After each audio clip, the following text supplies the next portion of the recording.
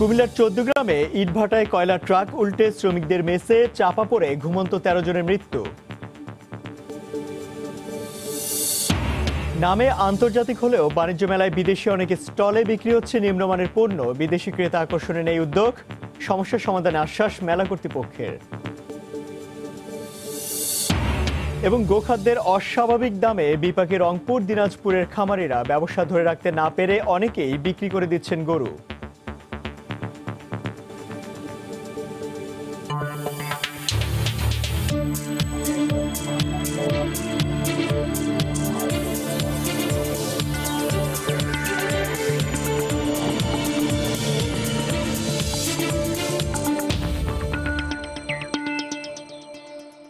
দেখছেন শিরোনাম। আমন্ত্রণ জানাচ্ছি দেশ ও দেশের বাইরে অর্থ বাণিজ্যের নানা খবর নিয়ে আমাদের নিয়মিত আয়োজন এই সময় বাণিজ্যে।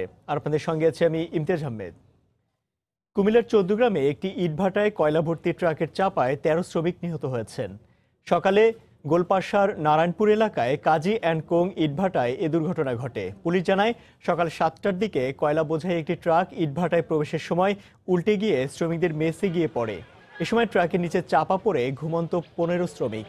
ঘটনাস্থলেই ১২ জন নিহত হন। পরে আহত ৩ জনকে উদ্ধার করে স্থানীয় উপজেলা স্বাস্থ্য কমপ্লেক্সে নেওয়া হলে মৃত্যু হয় আরও একজনের। আহত বাকি ২ শ্রমিকের অবস্থাও আশঙ্কাজনক বলে জানিয়েছেন চিকিৎসক। নিহত শ্রমিকদের বাড়ি নীলফামারী বলে জানা গেছে।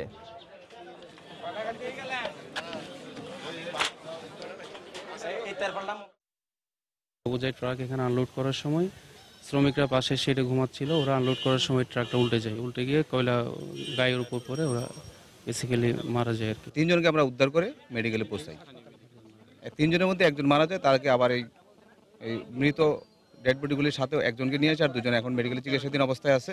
আমরা মোট ১৩ জনকে উদ্ধার করি এবং তাদেরকে ডেড বডি ১৩ জন আমরা পাই আর কি। আমরা এখানে অবশ্যই কথায় দেখবো যেখানে ড্রাইভার, হেল্পার এবং এই ট্রাকের যে লোড ক্যাপাসিটি যা ছিল সেই লোড ক্যাপাসিটি এবং ড্রাইভার হেল্পারের কার কতটুকু এখানে দায় আছে, এবং এখানকার যারা যে ব্রিকফিল্ডের যে মালিকানা যারা আছে তাদের অংশ থেকে আমরা তাদের বিষয়টা আমরা কথায় দেখবো যে এখানে যারা শ্রমিক যারা আছে তাদের নিরাপত্তার বিষয়টা কতটুকু তারা নিশ্চিত করতে পেরেছিল আর কি। দর্শক, চৌদ্দগ্রামের নারায়ণপুরে দুর্ঘটনাস্থলে আছেন রিপোর্টার আতিয়ার সজল। সরাসরি চলে যাচ্ছি তার কাছে। সজল।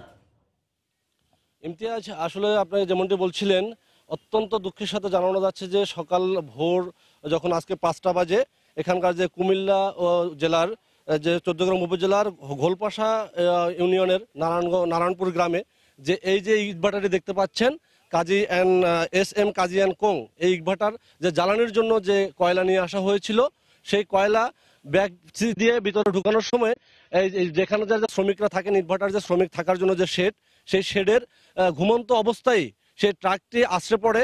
পুরো জ্বালানির যে কয়লা ছিল সে কয়লাগুলো আছড়ে পড়ে ঘরের মধ্যে। সেই জ্বালানির শেডের মধ্যে 18 জন শ্রমিক ছিল। সেই 18 জন শ্রমিকের মধ্যে একজন আগেই কোনো কাজে আগেই বেরিয়ে পড়েছিলেন এবং বাকি যারা ছিলেন তাদের মধ্যে 2 জন তড়িঘড়ি করে বেরোতে পারলো। 15 জনই চাপা পড়ে সেই জ্বালানি কয়লার মধ্যে, এবং অনেকে শীতের দিনে জানেন কম্বল অথবা খাতা মোড়ানো ছিল।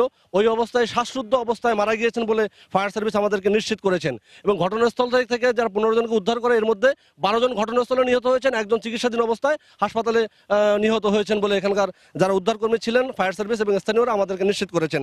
এখানকার যে ফায়ার সার্ভিস যে সিনিয়র স্টেশন অফিসার কুমিল্লার আলমগীর হোসেন, উনি জানিয়েছেন এদেরকে উদ্ধার করে হাসপাতালে নিয়েছে এবং 13 জনের লাশই কিছুক্ষণ আগে এখান থেকে ফিল্ড থেকে প্রশাসনের মাধ্যমে মর্গে পাঠানো হয়েছে। আর যারা নিহত হয়েছেন তারা জলঢাকা, নীলফামারী জেলার জলঢাকা উপজেলার রাজবাড়ি, শিমুলবাড়ি, দিবাড়িয়া বিভিন্ন ওই একই পাশাপাশি এলাকার মানুষ বলে আমাকে নিশ্চিত করেছেন।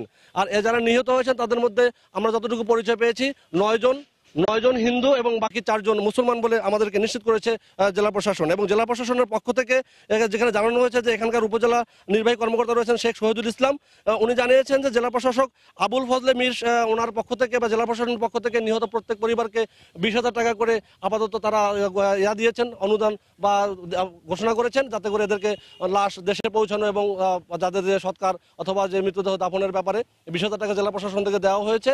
আপনি দেখতে পাচ্ছেন যে এখানে এই এই ঘটনার পর থেকে, এই হৃদয় বিদারক ঘটনা, এতগুলো মানুষ একসাথে নিহতের ঘটনায়, এই ঘটনার পর থেকে ট্রাকের যে চালক হেল্পার তারা পালিয়ে গিয়েছেন, মালিক পক্ষে কাউকে এখনো পাওয়া যায় নাই। এবং ঘটনা দেখতে হাজার হাজার লোক বিভিন্ন জায়গা থেকে সকাল থেকে ভিড় জমিয়েছেন এবং অনেক আত্মীয় স্বজন যারা আশেপাশে ভাড়া থেকে আসছেন, যাদের আত্মীয় স্বজন এখানে আছেন, তারাও তাদের শনাক্ত করেছেন। এখানে এক হৃদয় বিদারক ঘটনার জন্ম নিয়েছে সকাল থেকেই। এই ছিল এখানকার সর্বশেষ অবস্থা। ইমতিয়াজ। দর্শক, কুমিল্লার 14 গ্রামে একটি ইটভাটায় ট্রাক উল্টে 13 শ্রমিক নিহত হয়েছেন। আর সে খবর জানাতে ঘটনাস্থল থেকে আমাদের সঙ্গে যোগ দিয়েছিলেন সহকর্মী আতিয়ার সজল। ফিরছে অর্থ বাণিজ্যের নিয়মিত খবরে। নামে আন্তর্জাতিক হলেও ঢাকা আন্তর্জাতিক বাণিজ্য মেলায় পণ্যের মান ও পরিবেশ নিয়ে প্রশ্ন রয়েই গেছে। সরজমিনে দেখা যায় বিদেশি অনেক স্টলেই বিক্রি হচ্ছে নিম্নমানের পণ্য। দেশীয় পণ্য বিদেশিদের কাছে তুলে ধরতে সেমিনার, সিম্পোজিয়ামের দাবি জানান উদ্যোক্তারা। আগামীতে স্থায়ী অবকাঠামো নির্মাণ করা হলে সমস্যার সমাধান হবে বলে জানায় মেলা কর্তৃপক্ষ। মামুন আব্দুলের রিপোর্ট। প্রথম দেখাতেই ভাবতে পারেন এটি গুলিস্তান কিংবা নিউ মার্কেটের কোনো ফুটপাতের দোকান। না, বলছি ঢাকা আন্তর্জাতিক বাণিজ্য মেলার কথা, যেখানে পণ্য আকর্ষণে বিক্রেতাদের এই হাকডাক খুব একটা আকর্ষণ করতে পারছে না ক্রেতাদের। দর্শনার্থীদের প্রশ্ন আছে মেলার আন্তর্জাতিক মান এবং পরিবেশ নিয়েও। যেটা আমরা ফুটপাতে লক্ষ্য করি, রাস্তার পাশে যে বেছে নেন 10 টাকা, বেছে নেন 100 টাকা, বেছে নেন 200 টাকা, এরকম একটা অ্যাডভার্টাইজমেন্ট কিন্তু ভিতরে আমি পাচ্ছি, যেটা হওয়া উচিত না। একটা জেনারেল কাস্টমার আসলে দোকানে এই চিল্লাচিল্লির কারণে এখানে তো ভালো জায়গা না, এখানে কি কেনাকাটা করব, এখানে পরিবেশই তো নাই। কাস্টমার আসে বলে যে এটা কি গুলিস্তান হয়ে গেছে নাকি। ফরেনিয়াররা যখন আমাদের দেশে আসে তখন তারা এটা আমাদের দেশে কি দৃষ্টিতে দেখবে। শুধু তাই নয়, মেলায় বিদেশি স্টলের নাম থাকলেও নেই বিদেশি পণ্যের দেখা। ইপিবির উদাসীনতাকেই দায়ী করছেন ক্রেতারা। পাকিস্তানি প্যাভিলিয়নে ঢুকে দেখি সব গুলিস্তান, নিউ মার্কেটের এগুলা প্রোডাক্ট আর কি। সিন্ডিকেটের ব্যাপারে আমরা তো বলতে পারবো না, এটি আমরা জাস্ট দোকান চাই, দোকান পাইছি। দেশের পণ্য বিদেশিদের কাছে তুলে ধরাই যেখানে মেলার অন্যতম উদ্দেশ্য, সেখানে মেলা ঘুরে দেখা যায় বিদেশি ক্রেতা আকর্ষণে নেই তেমন কোনো উদ্যোগ। এতে ক্ষোভ জানান দেশীয় উদ্যোক্তারা। যদি ইপিবি আমাদের এরকম কোনো সুযোগ করে দিত, বিদেশি বায়ারদের আমাদের প্রোডাক্ট সম্পর্কে দেখার সুযোগ করে দিত, তাহলে হয়তো বা এই মেলায় আরো বেশি আমাদের সুবিধা হইতো। হয়তো বললাম ঠিক আছে, আমরা অফিসিয়ালি আপনার সঙ্গে হয়তো বা আগামীকাল বা 3 দিন পর বসতে যাচ্ছি, আপনি যদি ইন্টারেস্ট হন আমরা এখানে একটা আপনার সঙ্গে মিটিং করতে পারি, এই ধরনের একটা প্লেস রাখা যেতে পারে। তবে আগামীতে পূর্বাচলে মেলা সম্প্রসারণ করা হলে সমস্যার সমাধান সম্ভব বলে জানান বাণিজ্য মেলা কর্তৃপক্ষ। পূর্বাচলে স্থায়ী কমপ্লেক্স পাইলে আমরা এর চেয়ে আরো সুষ্ঠুভাবে মেলা করতে পারবো। গেল বছর বাণিজ্য মেলা থেকে রপ্তানি আদেশ এসেছিল লক্ষ্যমাত্রার চেয়েও কম। মামুন আব্দুল্লাহ, সময় সংবাদ, ঢাকা। দর্শক, এই মুহূর্তে শেরেবাংলা নগরে বাণিজ্য মেলা প্রাঙ্গণে আছেন সহকর্মী কামরুল হাসান সবুজ। সরাসরি চলে যাচ্ছি তার কাছে। সবুজ। ইমতিয়াজ, ঢাকা আন্তর্জাতিক বাণিজ্য মেলার আজকে তৃতীয়তম শুক্রবার, এবং শুক্রবার হওয়াতে যেটা দেখা যায় সকাল থেকে কিন্তু মেলা প্রাঙ্গণ যে প্রবেশদ্বার খুলে দেওয়ার পর থেকে দর্শনার্থীদের যে একটা ঢল দেখা যায় এবং পর্যাপ্ত পরিমাণ যে ভিড় সকাল থেকেই, সেই ব্যাপারটা আজকেও লক্ষণীয়। এবং গত শুক্রবারে প্রায় 1,30,000 দর্শনার্থী প্রবেশ করেছিল। আজকে যারা এই মেলা প্রবেশদ্বারের দায়িত্বে আছেন, গেটের দায়িত্বে আছেন, তাদের টার্গেট, আজ তাদের প্রত্যাশা 1,60,000-এর উপরে দর্শনার্থী আজকে মেলায় আসবে।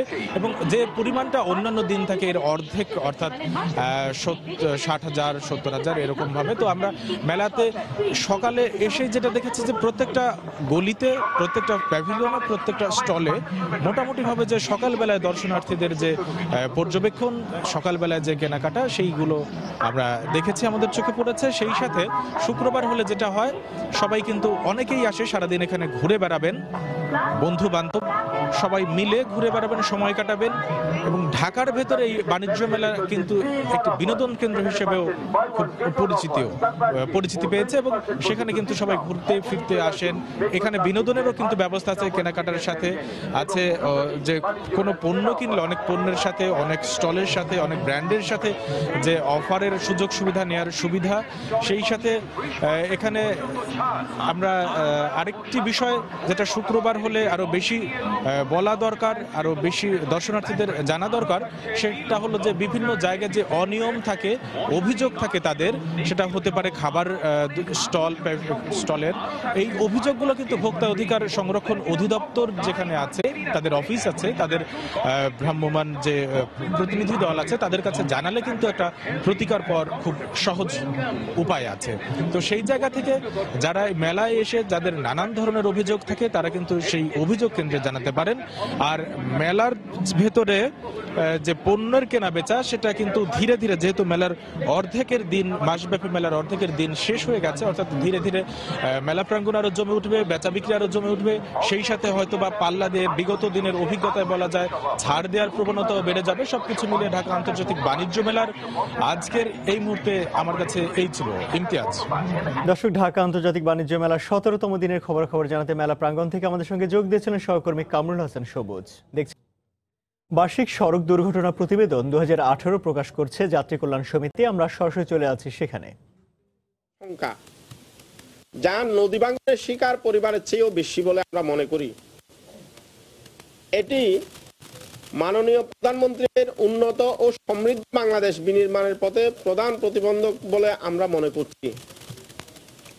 সড়ক দুর্ঘটনায় ও কর্মক্ষম জনসম্পদ হারিয়ে দেশের অপূরণীয় ক্ষতি হচ্ছে। জিডিপির প্রায় 1.5 থেকে 2% সড়ক দুর্ঘটনার ক্ষয়ক্ষতি হচ্ছে। প্রিয় সাংবাদিক বন্ধুগণ, বিদায়ী বছরের 3 এপ্রিল সংঘটিত সড়ক দুর্ঘটনায় রাজীবের বিচ্ছিন্ন হাত 2 বাসের মাঝে আটকে থাকার ছবি দেশের প্রতিটি মানুষের হৃদয় কাঁদিয়েছিল। এই ঘটনার রেশ কাটতে না কাটতেই রাস্তা পার হয়ে গৃহকর্মী রোজিনা পরে চিকিৎসাধীন অবস্থায় হাসপাতালে মারা যায়। গত 29 সামনে শহীদ রমিজউদ্দিন ক্যান্টনমেন্ট কলেজের 2 শিক্ষার্থী জাবালের নূর পরিবহনের বাস চাপায় নিহত হওয়ার ঘটনায় দেশের প্রতিটি স্কুল কলেজের ছাত্রছাত্রীরা নিরাপদ সড়কের দাবিতে রাস্তায় নেমে আসে। দেশব্যাপী নিরাপদ সড়ক আন্দোলন গড়ে ওঠে। এর কিছুদিনের মাথায় 27 আগস্ট চট্টগ্রামের সিটি গেট এলাকায় বাসে অতিরিক্ত ভাড়া আদায়ে তর্ক বিতর্কের জের ধরে রেজাউল করিম রনি নামে এক যাত্রীকে বাসে থেকে ফেলে হত্যা করে ওই বাসের চালক ও সহকারী। 28 আগস্ট শিশুকন্যা আকিফাকে কোলে নিয়ে রাস্তা পারাপারের সময় কুষ্টিয়ায় বাসের ধাক্কায় মায়ের কোল থেকে পড়ে শিশু আকিফা নিহত হয়। এভাবেই প্রতি সড়কে জড়ছে অসংখ্য তাজা প্রাণ। বিদায়ী বছরে সড়ক দুর্ঘটনায় আক্রান্ত হয়েছে নবদম্পতি, স্বামী স্ত্রী সন্তান সহ অন্তত 5টি পরিবার ইতিহাস থেকে মুছে গেছে। গত 23 জুন একদিনে 62 জনের প্রাণহানির খবর, 62 জনের প্রাণহানি ও 198 জন আহতের ঘটনা অর্থ সংগঠনের পক্ষ থেকে গণমাধ্যমে প্রচার করা হলে বিষয়টি ব্যাপক আলোচিত হয়। দর্শক, জাতীয় প্রেস ক্লাবে 2018 সালে সড়ক দুর্ঘটনা বিষয়ক প্রতিবেদন প্রকাশ করছে যাত্রী কল্যাণ সমিতি। আমরা সরাসরি ছিলাম সেখানে। রাজধানী খামারবাড়িতে চলছে সবজি মেলা। এই মুহূর্তে সেখানে রয়েছেন সহকর্মী শুভ খান।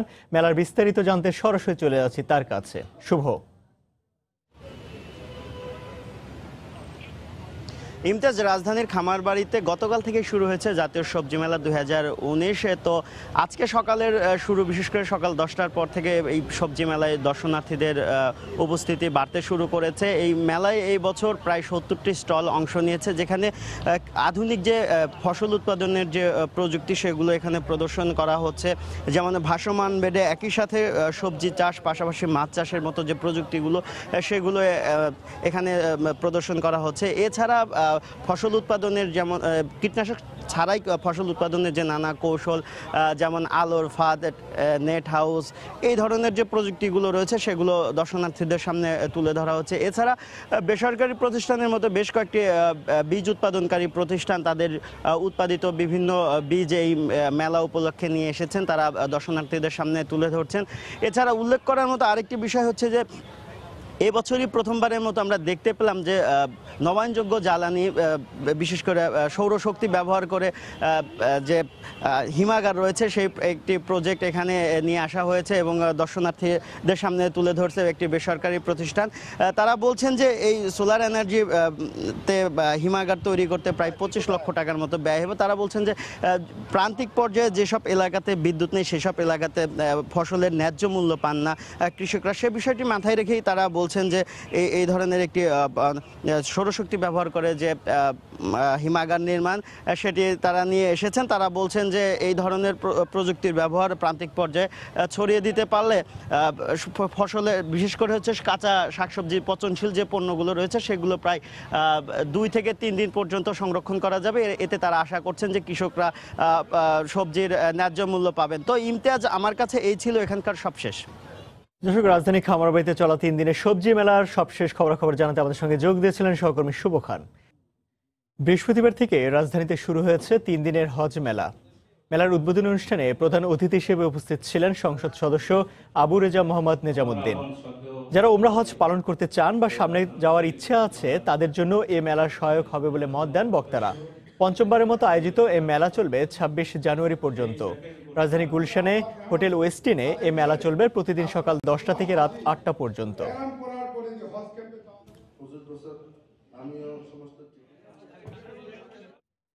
আকিস ফুড অ্যান্ড বেভারেজ লিমিটেডের আয়োজনে তৃতীয়বারের মতো অনুষ্ঠিত হতে যাচ্ছে ফার্ম ফ্রেশ চিলড্রেন্স ডে। রাজধানীর কাঁঠালবাগানে আয়োজিত এক অনুষ্ঠানের মধ্য দিয়ে এ আয়োজনের উদ্বোধন করা হয়। অনুষ্ঠানে উপস্থিত ছিলেন কিশোর আলো সম্পাদক, শিশু সাহিত্যিক আনিসুল হক, রম্য ম্যাগাজিন, উন্মাদ ও কার্টুনিস্ট আহসান হাবিব এবং আকিজ গ্রুপের ঊর্ধ্বতন কর্মকর্তারা।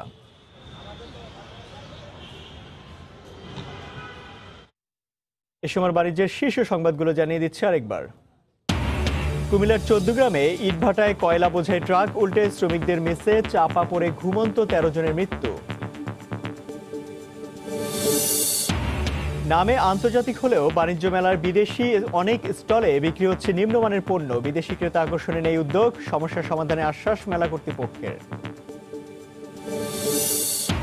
এবং গোখাদ্যের অস্বাভাবিক দামে বিপাকে রংপুর, দিনাজপুরের খামারিরা ব্যবসা ধরে রাখতে না পেরে অনেকেই বিক্রি করে দিচ্ছেন গরু।